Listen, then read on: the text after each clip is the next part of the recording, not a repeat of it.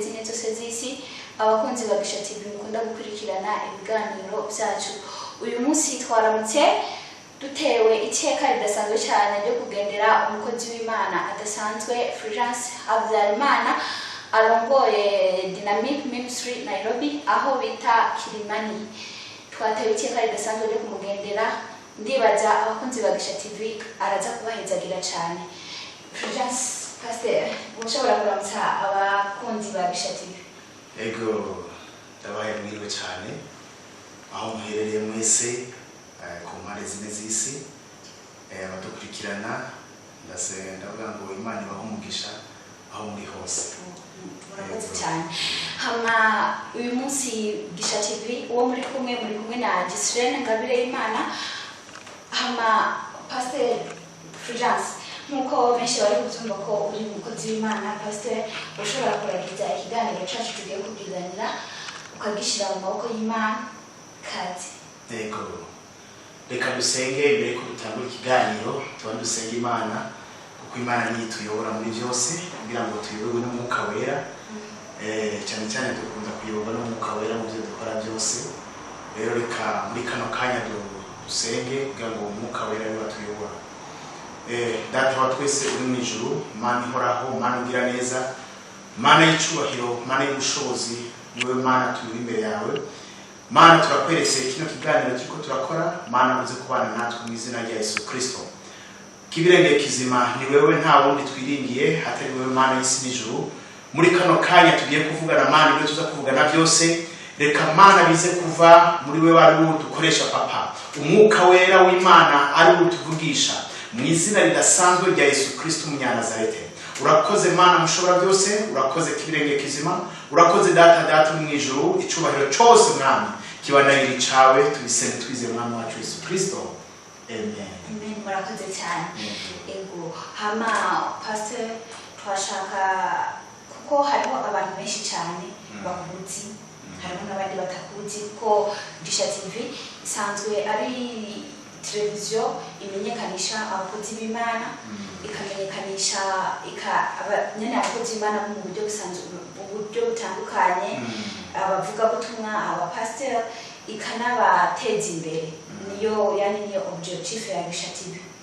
Nkuko rero hariho benshi cyane batakuzi, abandi bakuzi baberuka kera baza gutangara cyane bakubonye kuri Gisha TV nkuko isanzwe ikurikiranwa n'abantu benshi cyane. None muri kana kanya ushobora ukidondora ku banywanyi ba Gisha TV ukatubwira ese Pastor Fulgence wariwe? Murakoze cyane. Mu mwidondoro yanje amazina banyita Fulgence Havyarimana, nkaba n'umurongozi wa Dynamic Minstry Nairobi, nkaba nkijijwe, ndakunda Yesu, ndakunda n'Umwuka Wera, ndakunda kuyoborwa n'Umwuka Wera mu byo ndiko ndakora byose. Hanyuma tukaba dukorera ngaha Nairobi kuva mu 2018 mu murimo w'Imana. Niho twatanguza umurimo wa Dynamic Minstry.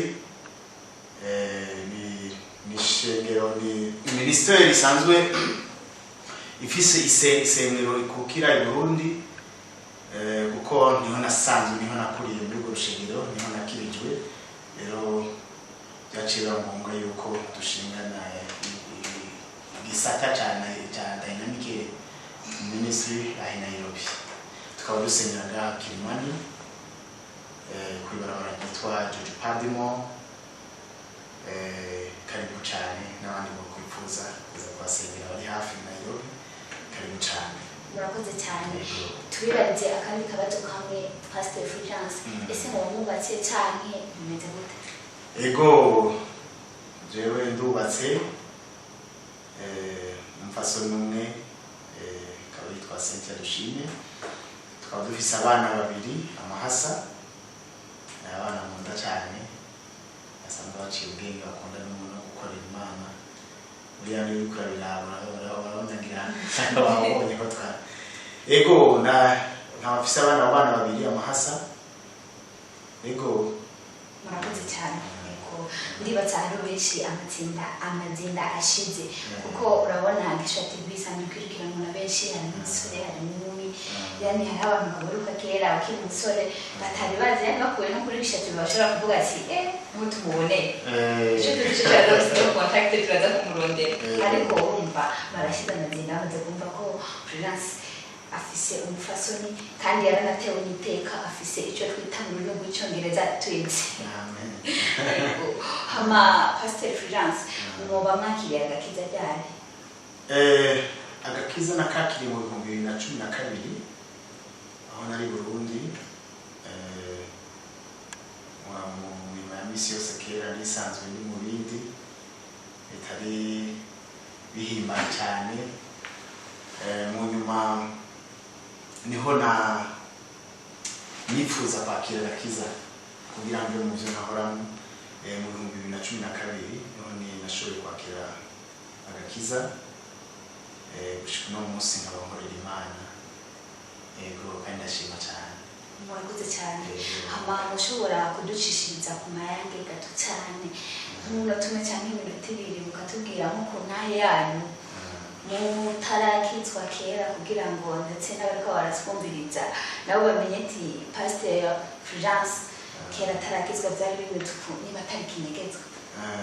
Oya ntabinegezwa buriya ngo bishinga intahe intambwe ishinga nta kinyegezwa kiba kirimo kuko sivyo ubugambirije no gusubiramo naco bituma ahanini dushinga intahe kuri ivyo mu bisanzwe jewe ntarakizwa sinkoresha nari mfise narakunda ibintu byitwa akayoga narakunda ibintu bijyanye n'ibyo abasore usanga uri kurara urondeza hirya no hino icyo nibuka igihe nakira umwami Yesu umwami w'umukiza mu buzima bwanjye kandi washima icyo gihe njya kwakira umwami Yesu ntakubesha nta muntu yaje kwambwira ngo genda wakira umwami Yesu ariko nariko ndumviriza radio ubutumwa kuva kera je narisanzuye mfise nkunda ngene ubutumwa bwiza buvugwa ngene abakozi b'Imana bavuga gushika naho n'igihe nari muri primaire hajya babaza ngo uzobiki je nakunda kuvuga ngo nkeneye kuba umupasitori international. Abandi bavuga ukeneye kuba daguteri abandi ngo bakeneye kuba pilot ariko je navuga ngo nkeneye kuba umupastor international. Sinarinzi ivyo by'umupastor ingene bimera nsanze ariko kuko nabo umunara byumva mu radio kuko nakuri mu muryango wa Katolika tugasenya mu muryango Katolika rero sinabone ngene bizogenda ariko kwa nakunda kumviriza narumvirije radio mu nyuma ndumva ko nkozweho navuga ati reka njyaho ahantu kuri urwo rushengero ndagenda icyo gihe kabisa narabonye Imana naryohewe kuko ryari ryambere ninjiye ahantu basengera ahantu b'abakizwa nararyohewe ndakira umwami Yesu umwami w'umukiza mu buzima bwanje kuva icyo gihe kabisa sinasubiye ariko naragize ikibazo kimwe cyane ku kintu kijyanye n'inzoga kugira ndazihere byarabanje kungora gatoya muri icyo gihe cya mbere imisi ya mbere byarangoye gushika naho bisaba yuko nzaja ku rushengero baraye winywereye murabona hari ukuntu ibyo bita hangover ibyo bita hangover ugasanga umupfuke wabita umupfuke mu Kirundi ugasanga wicaye nko mu rusengero muri kumwe wamwishe Patrice wamwishe kuko urumva iyo warayinyoye inzoga kenshi no ku mubiri iravaho irasohoka kubera transpira mu rushengero mu bisanzwe icyo cyarangoye ariko mu nyuma ndasaba Imana mukabera nafasha ndabivamo yego ndahera inzoga kugira mfate menye n'umurimo icyo Imana ishaka kuri jewe mu nyuma ndaza kumenya ndamenya icyo Imana ishaka kuri jewe. Murakoze cyane ndibaza uradusobanuriye pe ariko turiko turakare urumva nawe wakorerwa y'umupasiteri nahura niko sengera umuntu ntabwo ati Yesu arabashaka arabakeneye umuntu ariko aravuga yanyoye abantu bakakumva kumviriza umuntu ntabwo ariko cyari ikintu gisanzwe kiri muri nje kitaraja habona neza kubw'ivyo rero twavuga ati umuhamagaro wa Fulgence yarawamanye Imana nyene yamumenye nkuko bavuga ngo Imana imenya umuntu akiri gusoro mu nda ya nyina nawe urumva Imana yarabiguteyemo mu maraso hama Fulgence dufatiye aho nyene mwoba nko umuhamagaro wanyu w'ubupastori mwoba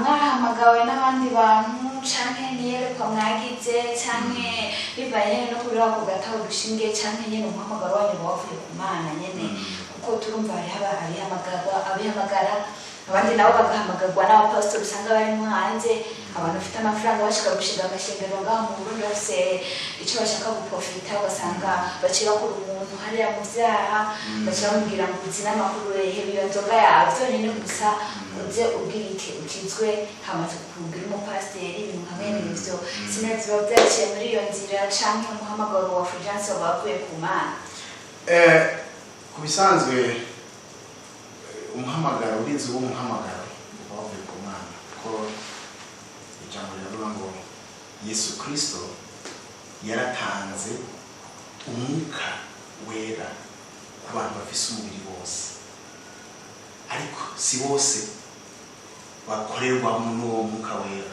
kuko umuntu rero tugira ngo abafise umubiri bose rero jewe ko nahamagawe novuga ko umuhamagaro udasanzwe ko ngiye kuraba narashitse no muri Kenya ndabandanya ibintu by'amasengesho ngasenga ndaja ku musozi ngasenga mu nyuma ariko nkaguma numva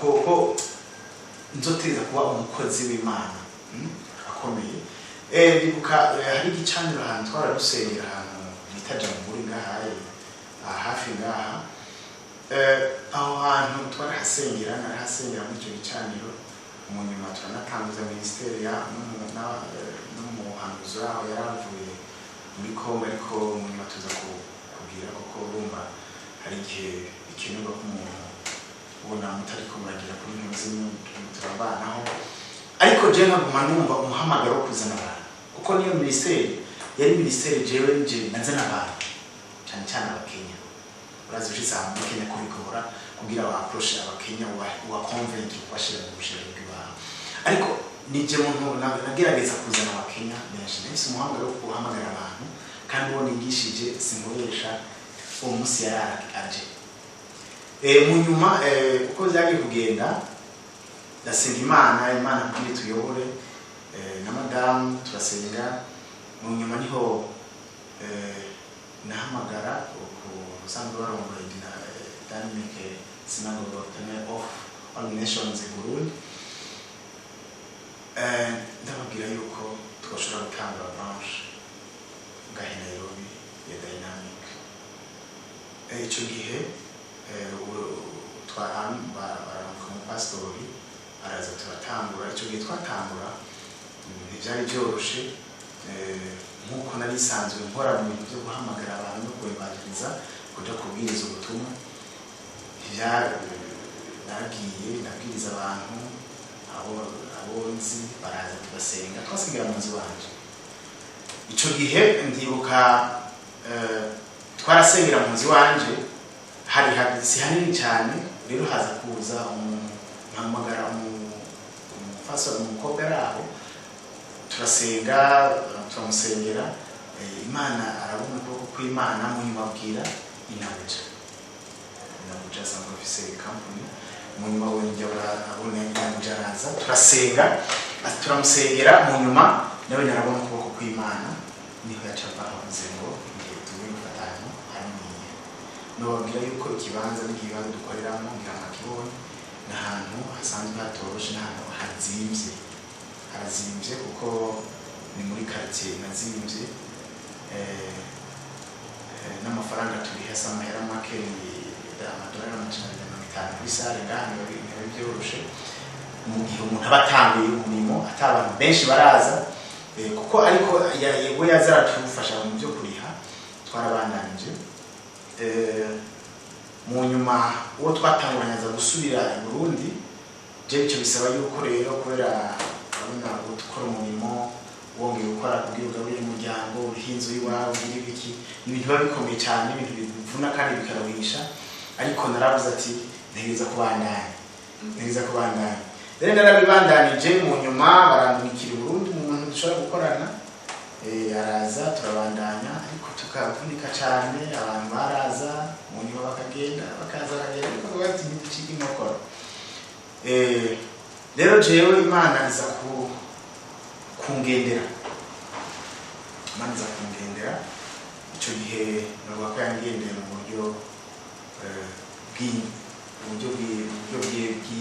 bw'indoto icyo gihe nababonye abamarayika b'Imana kuri baramfasha barampa invitation kabisa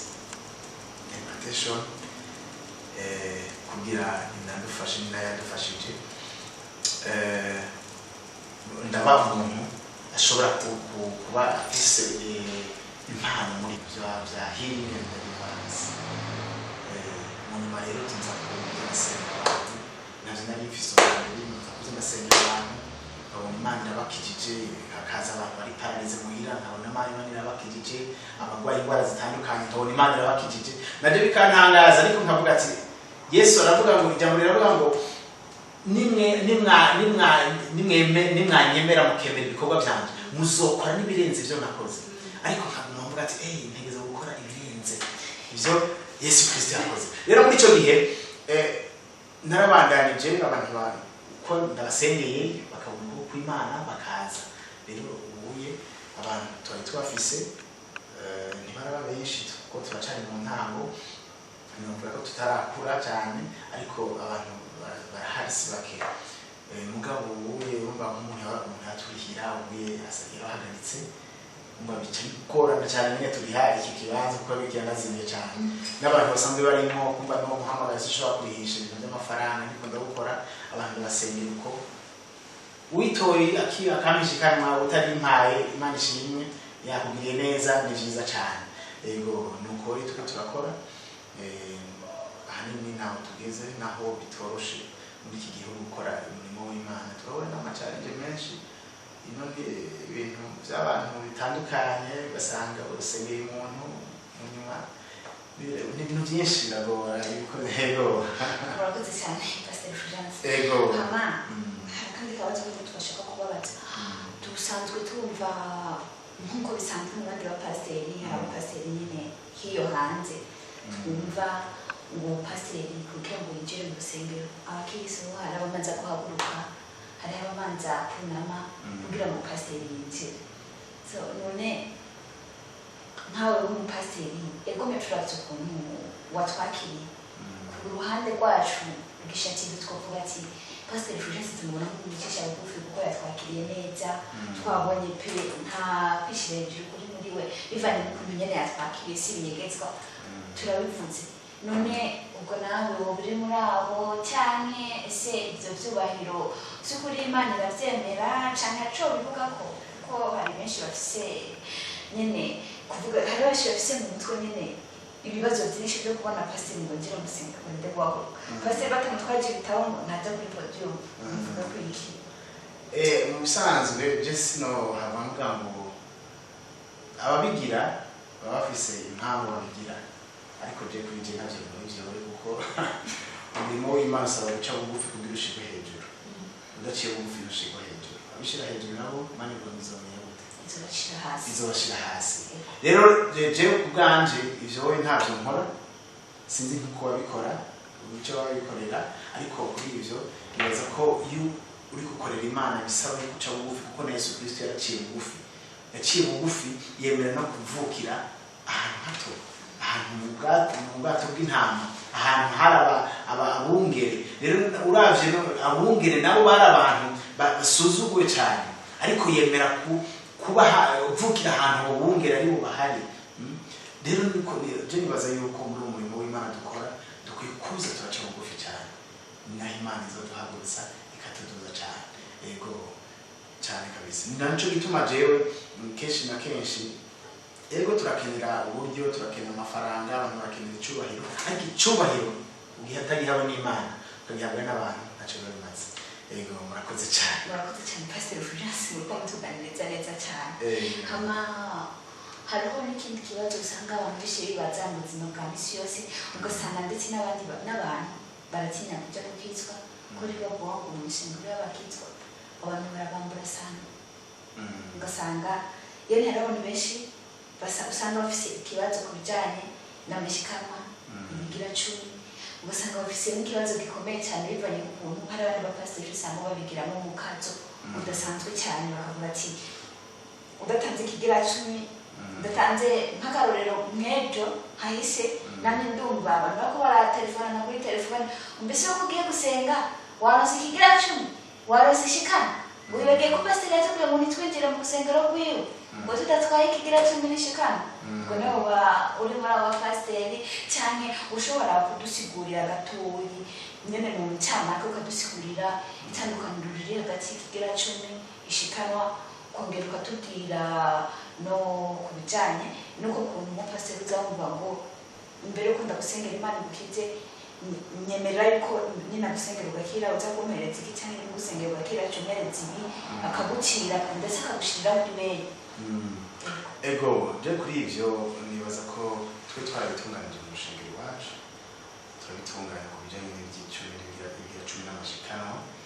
Ku bisanzwe abantu urabigisha kuri ibi bibiri isanzwe tuvugira ku byerekeye ibigira cumi n'amashikano.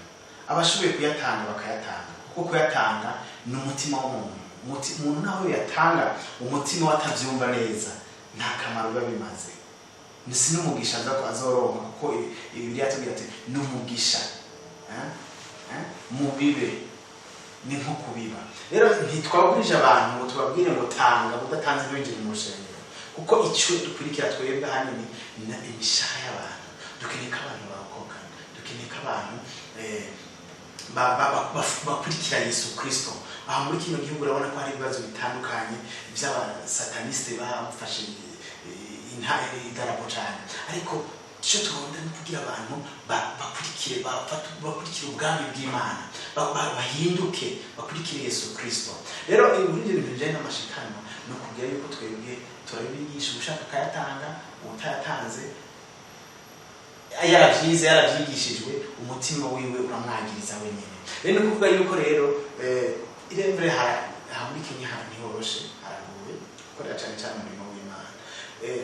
No kugira yuko nakubwiye ko je Imana yampaye impano ya deliverance na healing, kandi ndashimira Imana ko ibikora kandi ikabikora mu gihe, kuko je yasenze ndabona Imana ikora ibitangaza ko kanya nyene nkabona abantu bakira.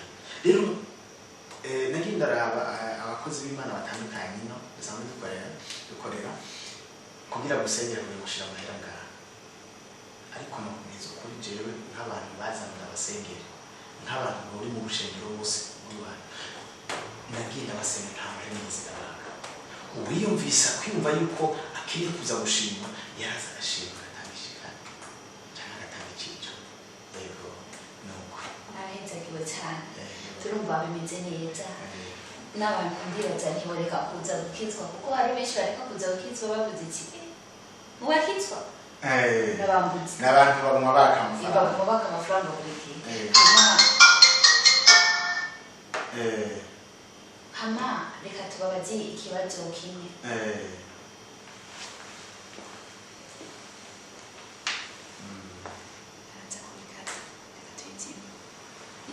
Cyangwa shira muri silence.